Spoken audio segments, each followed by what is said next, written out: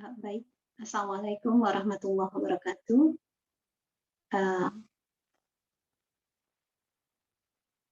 Alhamdulillah ya, alhamdulillahilladzi arsala rasulahu bil huda wa dinil haq liyuzhirahu 'ala dini kullih walau karihal kafirun walau karihal musyrikun walau karihal munafiqun wa kafa billahi syahida.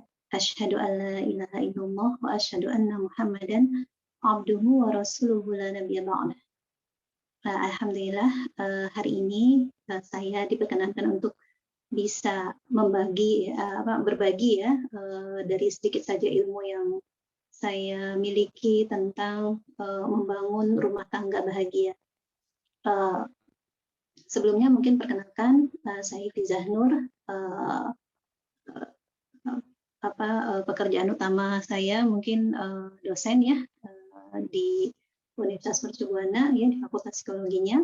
Kemudian, saya juga seorang konselor ya, yang saat ini, ya apa namanya, ya bergabung dalam rumah konseling ya. Kemudian juga, mungkin di Rumah Keluarga Indonesia juga, sebagai salah satu konselornya.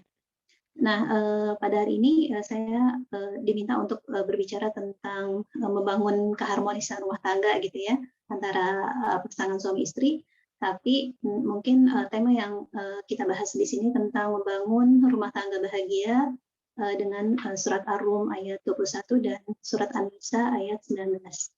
Mudah-mudahan, bisa diikuti dengan baik ya, dan juga mungkin ya mudah-mudahan juga saya bisa memberikan sedikit saja ya, ya dari ilmu yang saya miliki pada kesempatan kali ini. Baik, materi ini sebenarnya salah satu rangkaian materi dari beberapa materi-materi sebelumnya ya. Salah satunya tentang sebelum kita membangun sebuah keluarga yang baik, maka tentu yang perlu diperhatikan adalah bagaimana setiap individu ya, dari pasangan ya, antara calon suami dan calon istri memiliki visi misi hidup yang jelas juga ya, memiliki visi hidup yang jelas ya, sesuai dengan perannya masing-masing ya. Mungkin seorang perempuan ya ingin membangun sebuah keluarga yang baik ya, menjadi seorang istri, menjadi seorang ibu ya, dan juga mungkin memberikan kontribusi kepada lingkungannya. Begitu pula sebagai seorang suami, dia ingin mengerjakan tanggung jawabnya dengan baik sebagai seorang ayah, seorang suami ya. Kemudian juga dia berperan juga ya di tempat kerjanya gitu ya. Kemudian di tempat tinggalnya sebagai salah satu anggota masyarakat ya. Nah, tentu saja di sini dalam ruang lingkup visi misi yang sudah Allah gariskan kepada kita, yaitu untuk beribadah ya, sesuai dengan peran kita yang manusia ya, yang udah ditetapkan oleh Allah Subhanahu Wa Taala. Lalu kemudian juga masing-masing dari individu juga harus memiliki manajemen waktu yang sesuai dengan visi misinya, ya, visi misi tersebut ya. Kemudian juga perlu memahami tentang dirinya sendiri ya, semakin dalam seorang memahami tentang dirinya pribadi ya, apakah itu tipe kepribadiannya, kemudian bagaimana cara berkomunikasinya, tentu akan memudahkan fase adaptasi ya dari pasangan suami istri tersebut. Lalu yang terakhir ya adalah bagaimana kita bisa mengelola emosi kita sehingga ketika kita menghadapi masalah-masalah ya dalam rumah tangga, maka yang harus kita lakukan pertama kali adalah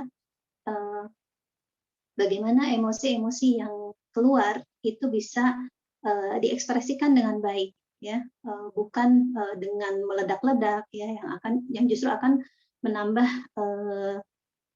permasalahan ya di dalam rumah tangga tersebut. Nah, di sini kualitas pribadi mempengaruhi terbentuknya keluarga yang berkualitas. Ya, bukan berarti seseorang yang ingin menikah itu sudah harus sempurna, ya bukan. Tetapi dia benar-benar memahami ya visi misinya, kemudian juga dia berusaha untuk memperbaiki dirinya, ya. Kemudian dia memahami dirinya dan dia berusaha bagaimana bisa berkomunikasi dengan orang lain, ya dengan cara yang nyaman dan menyenangkan. Maka itu tentu akan sangat mempengaruhi ya kualitas keluarga yang terbentuk ya ketika mereka sudah mengarungi bahtera dalam rumah tangga. Nah, mungkin kita flashback dulu ya. Saya mungkin yakin ya di sini ibu sama bapak semuanya. Saya nggak tahu ada bapaknya atau tidak karena saya nggak masuk ke dalam grup WA sebelumnya ya. Jadi pasti udah memahami ya apa tujuan pernikahan ya.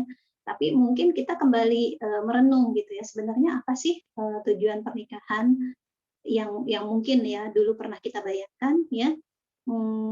Kalau untuk apa namanya untuk masyarakat umum ya mungkin saja mereka punya berbagai macam motif ya ketika mereka memiliki apa namanya memasuki jenjang pernikahan ya termasuk kita mungkin dulu ya yang mungkin belum belajar Islam dengan baik gitu ya maka mungkin ada saja gitu ada ya di antara motif-motif yang disebutkan di sini yang mungkin ya pernah kita pikirkan misalnya bahwa pernikahan itu hanyalah sebuah tradisi gitu atau pernikahan itu adalah sebuah tradisi yang harus dipenuhi ya seorang perempuan seorang laki-laki ya kalau sudah cukup usianya maka harus menikah gitu ya kalau zaman dulu mungkin apa namanya ada perawan tua gitu ya ada istilah seperti itu gitu ya maka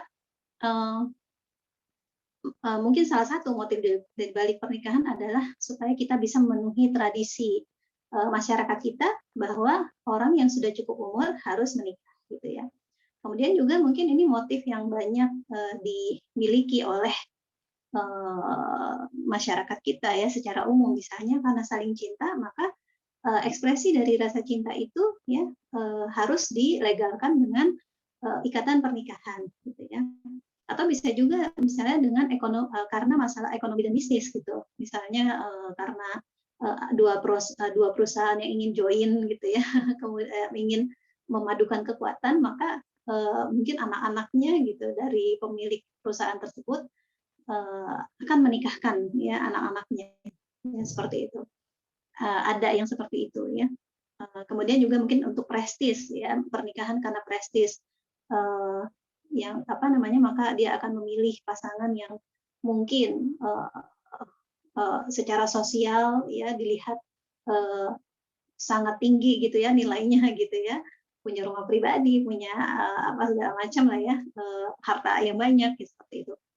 Kita juga mungkin tujuan pernikahannya karena value atau nilai, ya nilai-nilai yang kita miliki, yang pernah kita pelajari gitu ya. Saya ingat mungkin di zaman-zaman dulu ya, ketika apa namanya rohis tuh masih sangat marak gitu, masih awal-awal lah ya mungkin ya perjalanan apa dakwah di kerohanian Islam ya dulu anak-anak muda itu semangat sekali untuk menikah muda ya dengan berdasarkan value ini dengan berdasarkan nilai ini gitu ya jadi ya udahlah nggak apa-apa yang penting dijodohkan dengan orang yang baik orang yang ngaji juga gitu ya maka insya Allah pernikahan itu akan berjalan dengan lancar ya ya meskipun dalam perjalanannya ada yang memang benar ya bisa berjalan dengan baik, tapi ternyata ada juga yang akhirnya kandas ya karena berbagai macam perbedaan yang terjadi di antara dua orang manusia yang berada dalam ikatan pernikahan.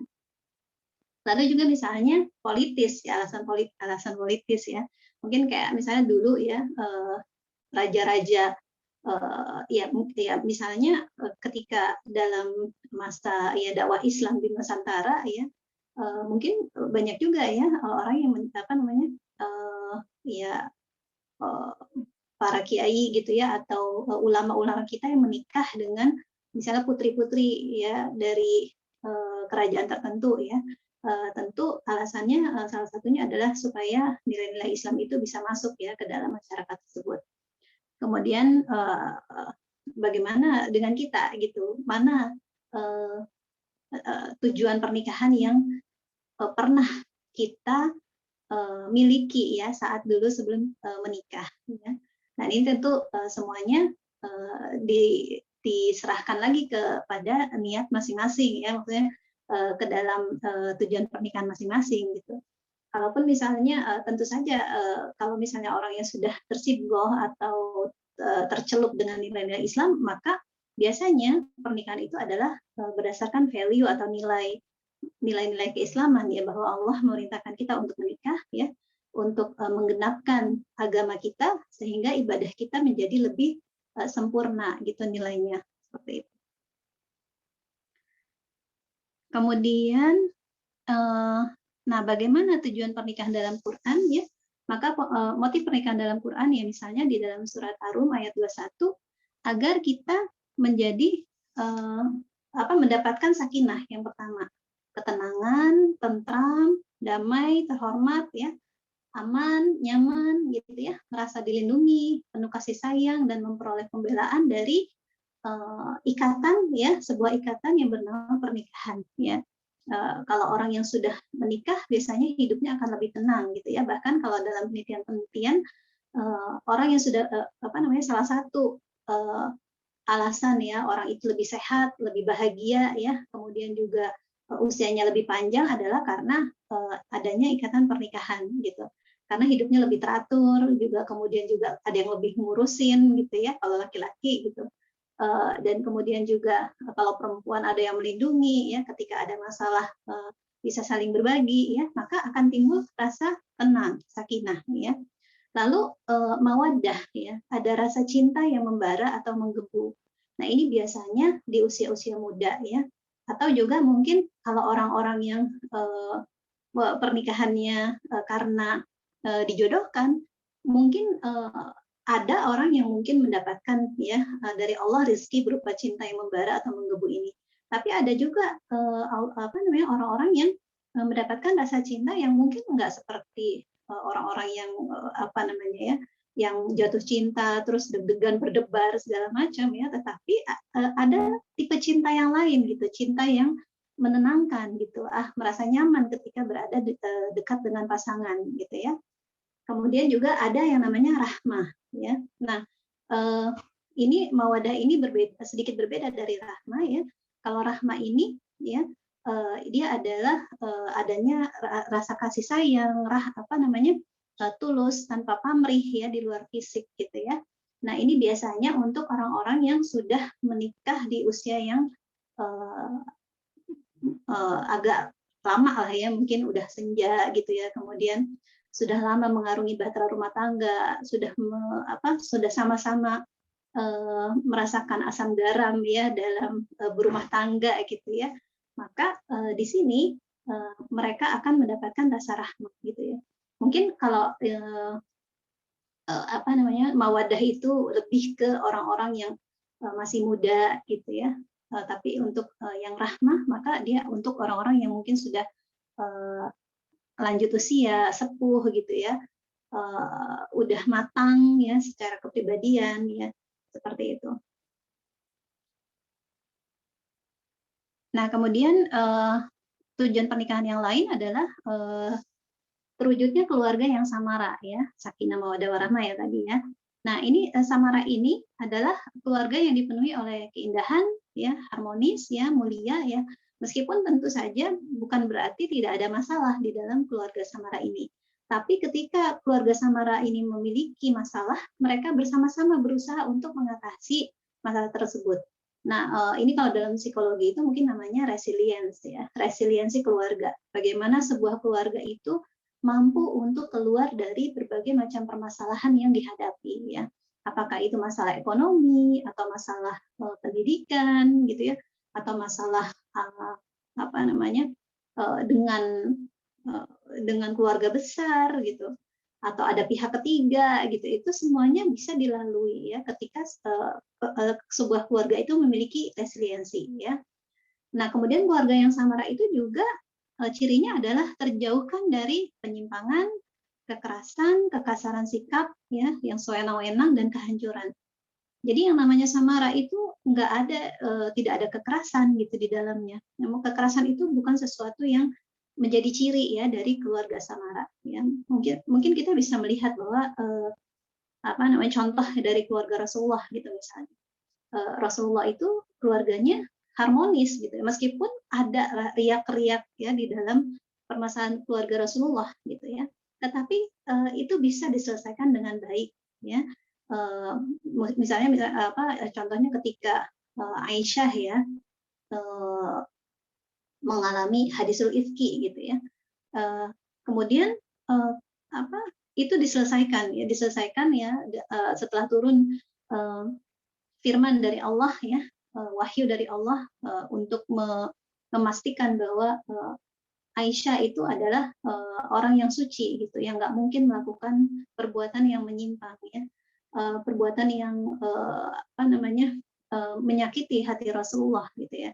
Maka kemudian semuanya selesai gitu dengan baik ya, karena ya Rasulullah ya dan para sahabat benar-benar memahami bahwa di atas apa namanya sandaran ya atau fondasi yang paling dasar dalam sebuah pernikahan adalah keimanan ya. Apapun yang Allah katakan, maka itulah yang mereka lakukan gitu.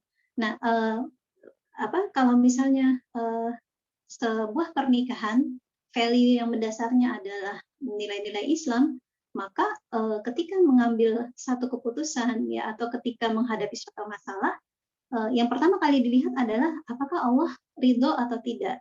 Gitu. Apakah Allah suka dengan keputusan saya, keputusan yang dilakukan oleh dalam keluarga atau tidak gitu ya. Seperti itu. Jadi KDRT gitu ya, kekerasan, sewenang-wenang ya terhadap pasangan dan juga kepada anak-anak itu adalah sesuatu yang harusnya tidak terjadi ya dalam keluarga yang samara ini. Lalu berdiri atas nilai-nilai kebaikan ya tadi ya seperti itu dan penuh berkah dan bermanfaat untuk lingkungan sekitarnya. Jadi ciri keluarga yang samara ya penuh dengan nilai-nilai kebaikan yang bermanfaat gitu ya bagi lingkungan sekitarnya. Maka ketika sebuah keluarga ya yang resilience ya, maka orang-orang yang ada di dalamnya apakah itu suami, istri ya, anak-anak gitu ya, maka mereka semua selalu berusaha untuk menjadi pribadi yang lebih baik ya, menjadi pribadi yang memiliki apa ya mungkin ya yang bisa diberikan ya kepada orang lain ya, meskipun itu mungkin hanya orang-orang tetangga terdekatnya gitu ya, atau juga mungkin masyarakat sekitarnya gitu. Tapi mereka semua berusaha untuk meningkatkan kapasitas diri ya masing-masing ya, dan ini juga perlu didorong oleh setiap anggota keluarga gitu ya. Ayah, ibu ya berusaha untuk menjadi contoh bagi anak-anaknya ya, untuk meningkatkan kapasitas dirinya, dan juga tentu mereka mendorong memotivasi anak untuk selalu menjadi lebih baik ya dari waktu ke waktu. Nah, nah mungkin ini keluarga seperti apa yang Anda inginkan gitu. Misalnya ada beberapa contoh ya dalam visi misi keluarga ya mungkin yang pernah saya dengar kayak misalnya mungkin Ustazah Yayah Yusroh ya almarhumah gitu ya. Beliau ya dengan suami ya punya visi misalnya segar bugar pintar, segar bugar pintar ya dulu yang pernah saya dengar ya ketika apa namanya suaminya Ustazah Yoyoh itu datang ke Jepang gitu ya, ceramah salah satu dalam ceramah beliau ya visi misi dalam keluarga beliau adalah segar pintar kemudian apa ya tadi segar pintar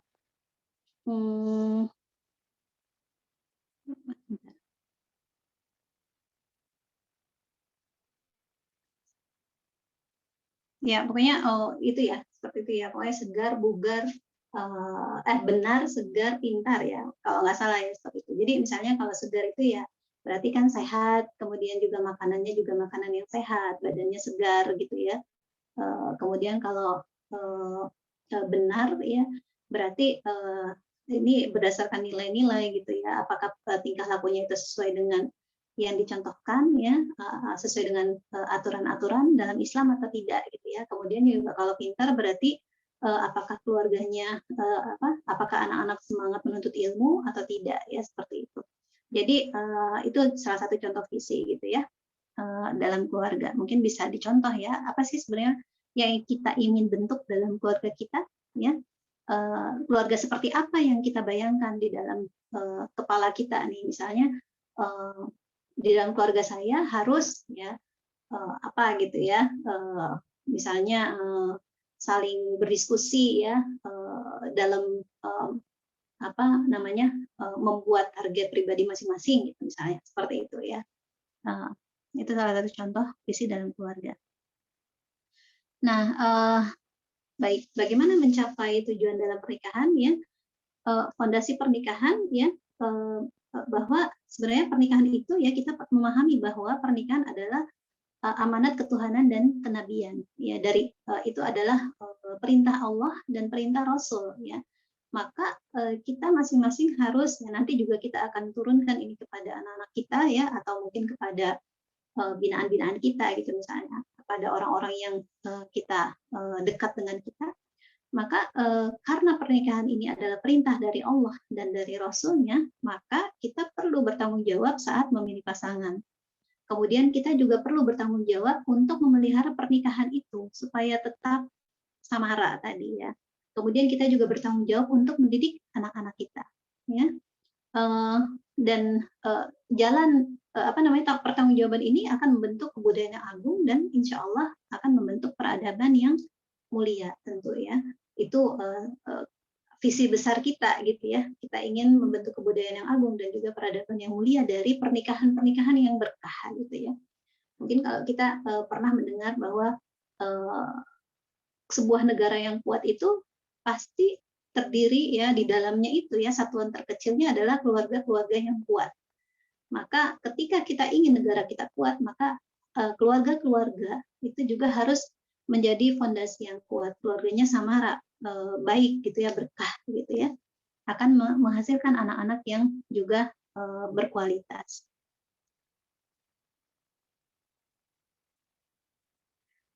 Nah, kemudian mungkin yang perlu kita sadari tadi ya, bahwa bahagia itu ya, kita kan mungkin pengen gitu ya, ketika memasuki dunia pernikahan, saya ingin menjadi bahagia gitu dengan menikah ya.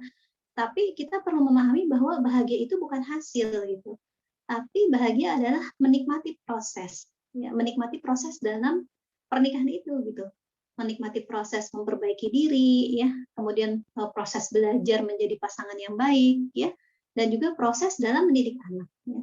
Jadi kita menikmati prosesnya gitu. Makanya kalau kita belajar ya, misalnya atau kita misalnya membaca Quran ya, ketika kita baca Quran kita menikmati saat kita membaca Quran, maka itu akan terasa sekali ya efeknya gitu ya terhadap bacaan Quran kita ya, efeknya terhadap diri kita, terhadap ketenangan batin kita, kemudian juga fokus kita ketika menyelesaikan masalah, kemudian juga disiplin kita gitu ya.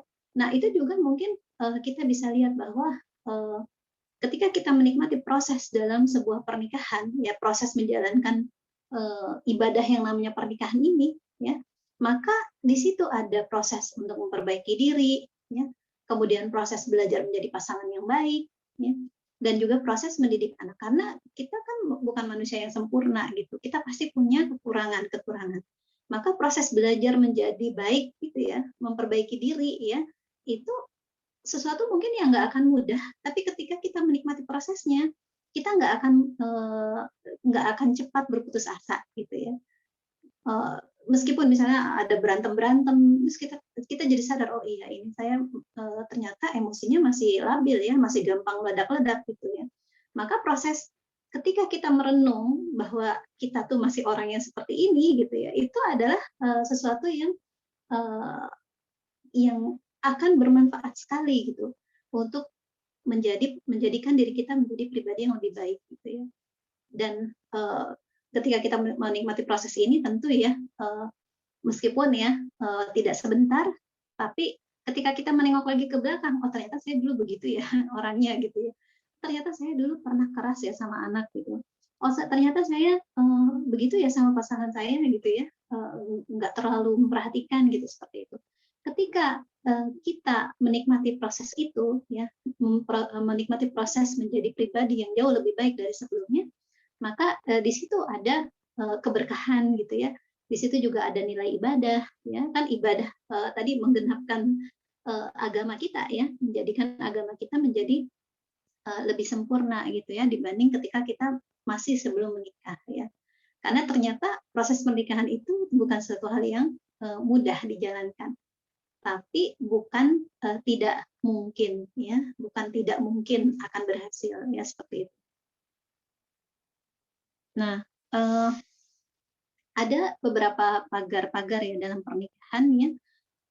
Bagaimana caranya supaya pernikahan kita itu langgeng gitu ya, dan bisa bertahan ya lama ya. Di dalam surat An-Nisa ya ayat 9 ya, kita diminta untuk muasyarah bil ma'ruf ya, bergaul dengan cara yang ma'ruf ya. Ma'ruf itu berarti apa namanya, bergaul dengan cara yang ma'ruf itu berarti intim dan hangat gitu. Intim dan hangat ya. Kita berusaha apa namanya, melakukan ya hubungan dengan pasangan kita secara hangat ya. Kemudian juga intim itu berarti kita merasa nyaman ya ketika berada di dekat pasangan. Kita bebas untuk mengeluarkan apa saja, kita bebas untuk menjadi diri kita di samping pasangan, maka itu berarti hubungan kita sudah dalam, sudah hangat dan sudah intim ya. Bukan cuma dengan pasangan, dengan anak-anak juga gitu ya.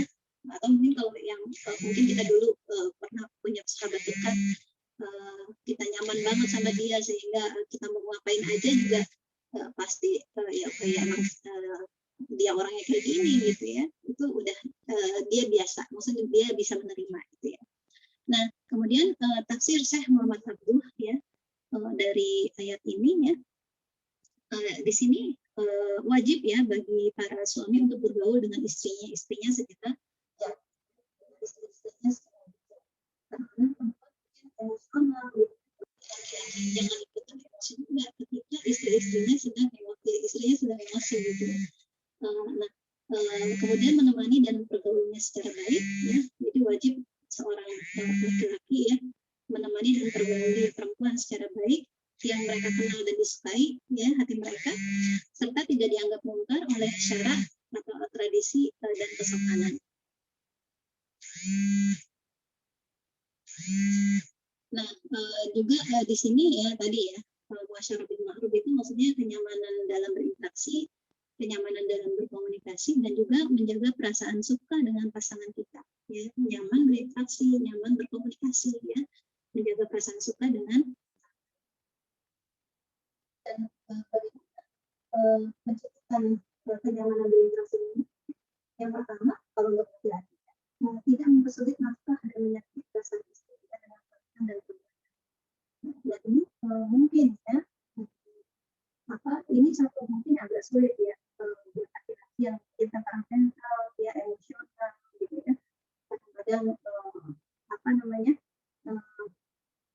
tapi ini suatu yang diwajibkan. Sulit nafkah dan menyakiti perasaan istri dengan perkataan dan perbuatan itu adalah sesuatu yang dilarang. Kemudian tidak cemburu dan lupa pasang, ya, bila suami sanggup berbuat baik wajib diikuti karena cinta, ya. Nah itu buat perempuan ya, sama-sama ya laki-laki dan perempuan, tidak cemburu dan lupa pasang di depan suaminya atau cuma pakai istrinya gitu. Lalu juga bisa romantis ya, contoh romantis yang Rasulullah kita dapat membaca banyak sekali ya. Bahkan Rasulullah sering bercanda dengan Aisyah gitu ya. Kemudian Rasulullah bahkan mandi bareng Aisyah gitu. Dan mungkin kalau yang lain tidak diceritakan gitu karena Aisyah kan paling banyak menceritakan, menyampaikan hadis Rasulullah gitu ya. Kemudian juga wanita sangat suka jelai, dicium dan dipeluk ya. Kalau laki-laki mungkin ya ya ini ya, makanya banyak sekali perempuan yang sangat suka dengan drama-drama Korea gitu ya, karena di dalam drama itu meskipun belum tentu benar ya, wanita itu sangat ketika saling mencintai sangat apa ya, perlakuannya itu sesuatu yang sangat disukai gitu, dibelai, dicium, dipeluk gitu ya, diperhatikan oleh pasangan gitu. Nah itu sesuatu yang sangat disukai oleh, kemudian terbuka dengan apa yang tidak disukai dan disukai.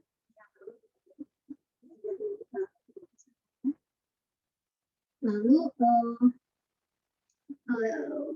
muasyarah bil ma'ruf yang lain ya, menciptakan hubungan komunikasi. Nah, jadi permasalahan rumah tangga disebabkan oleh kegagalan komunikasi. Ya. Makanya misalnya kalau ada orang yang beda budaya, beda apalagi beda bangsa, beda komunikasi ya, dengan beda bahasa, itu tentu akan sangat lebih sulit sekali ya untuk beradaptasi ke apa, bahkan meskipun di dalam satu negara yang sama gitu ya, ternyata perbedaan budaya latar belakang ya, bagaimana orang tua mendidik mereka itu kan berbeda banget, beda gender, beda pemahaman, benarnya komunikasi itu sangat mempengaruhi ya kenyamanan dalam berumah tangga, kenyamanan dalam berkomunikasi dengan pasangan. Makanya di sini perlu masing-masing ya, laki-laki dan perempuan yang ketika berada dalam sebuah pernikahan memahami perbedaan, bahkan perbedaan pola pikir antara laki-laki dan perempuan ya. Bagaimana kalau dalam ilmu tentang otak gitu ya, perempuan itu ternyata memang otak emosinya itu lebih besar dibanding anak laki-laki ya. Otak emosi ya, namanya amigdala itu ternyata lebih besar ya diciptakan Allah daripada laki-laki. Berarti emosi memang perempuan itu lebih peka gitu secara emosi. Meskipun bukan berarti ini sebuah kekurangan ya, tapi kelebihan juga misalnya, tetapi kelebihan ya misalnya perempuan tuh peka terhadap anak kecil gitu ya, tahu apa sih yang meskipun misalnya anak kecil itu belum tahu, tapi lebih peka terhadap emosi mereka gitu ya. Itu salah satu kelebihan dari perempuan. Tapi kemudian misalnya kalau laki-laki itu apa namanya ada bagian yang hubungan antara otak kiri dengan otak kanan, corpus callosum, itu ternyata lebih tipis dibanding dengan perempuan. Ya. Jadi informasi-informasi yang ditransfer antara otak kiri dan otak kanan, ya itu ternyata mungkin lebih lebih cepat perempuan. Ya. Makanya perempuan itu lebih bisa multitasking ya, dibanding dengan laki-laki. Kalau laki-laki biasanya fokus pada satu hal. Dan ini juga mungkin yang menyebabkan banyak juga apa namanya karena laki-laki lebih fokus itu biasanya lebih mudah untuk bisa adiksi ya, misalnya terhadap macam-macam ya, terhadap karena dia memang harus fokus ya ketika mengerjakan sesuatu. Kemudian masalah lebih maaf lagi ya, beda budaya dengan latar belakang juga berinteraksi apa namanya cara berinteraksi di keluarga itu masing-masing berbeda ya. Keras lembut ada yang keras, ada yang lembut gitu ya. Kalau pendidikan di kelas lembut itu juga akan sangat mempengaruhi rumah tangga ya. Dan juga mungkin kalau misalnya ada traumatis di masa lalu itu juga akan sangat mempengaruhi ya perjalanan rumah tangga seseorang. Dan ini mungkin perlu diatasi ya, supaya rumah tangga itu benar-benar bisa menjadi samara.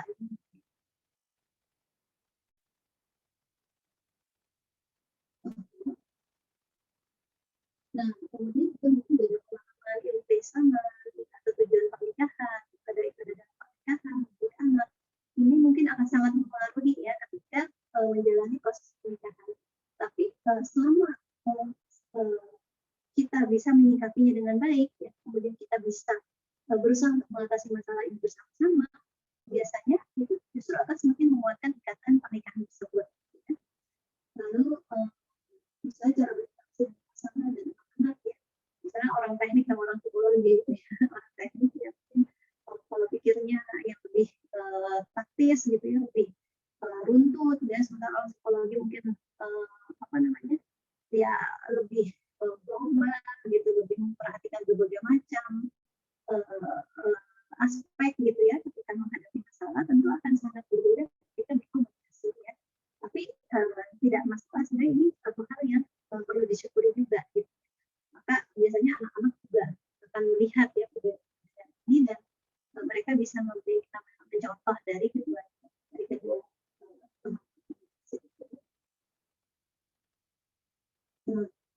kemudian yang perlu dipahami juga tentang keterampilan komunikasi ya. Seni mendengar empatik ya. Ini perlu kita perhatikan bahwa sebenarnya komunikasi yang kita lakukan sehari-hari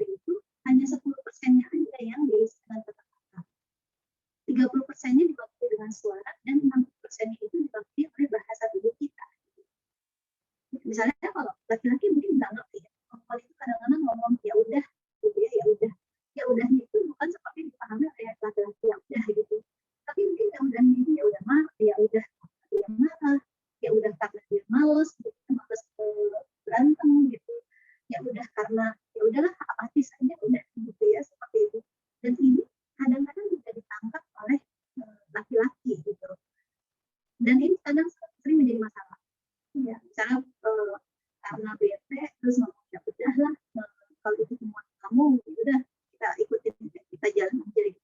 Tapi hatinya masih belum masih nggak rela gitu kan, perempuan, maka akhirnya dia menjalani keputusan itu tapi belum gitu, seperti itu.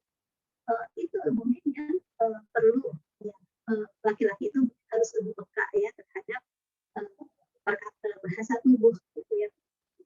Begitu pula misalnya seorang istri ya, ketika datang dari tempat kerja dalam keadaan kondisi yang sedang capek, puyuh gitu, maka yang perlu dilakukan adalah ya udah diamkan, kemudian dilayani dengan baik kebutuhannya gitu ya, makanannya, mungkin minumannya gitu, atau mungkin mandinya gitu ya.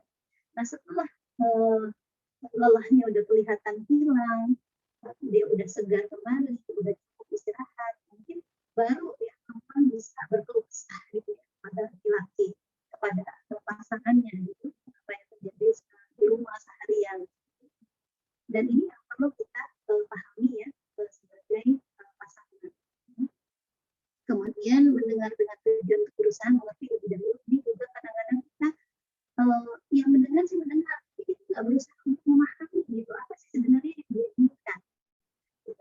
Seperti yang tadi ya, kata-kata itu kan menyampaikan maksud itu kan cuma 10%, tapi 30% lainnya, kemudian 40% lainnya yang diwakili oleh suara dan bahasa tubuh itu kadang-kadang kita nggak perhatikan. Makanya ini perlu juga kita berusaha untuk supaya lebih peka lagi. Jadi makanya responsif ya, kita ketika ada orang ngomong begitu gimana, terus gimana, wah hebat ya kamu gitu, ketika ada pasangan kita bercerita.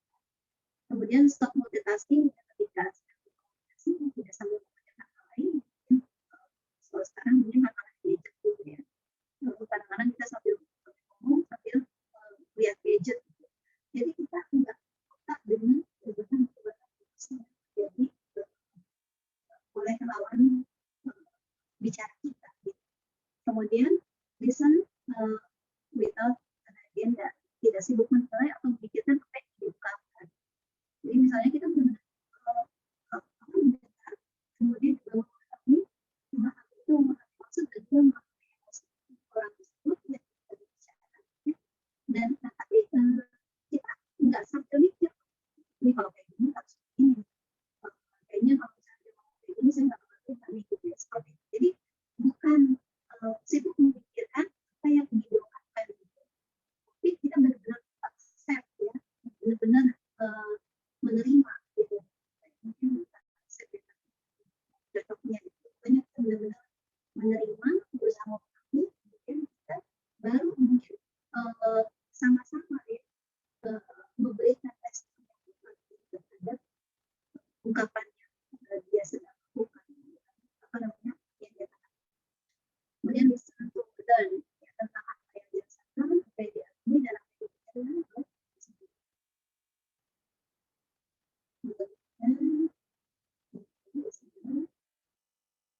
Kemudian kemudian menjadi suka pasangan ya, kenali setiap perubahan dan perkembangan pasangan kita.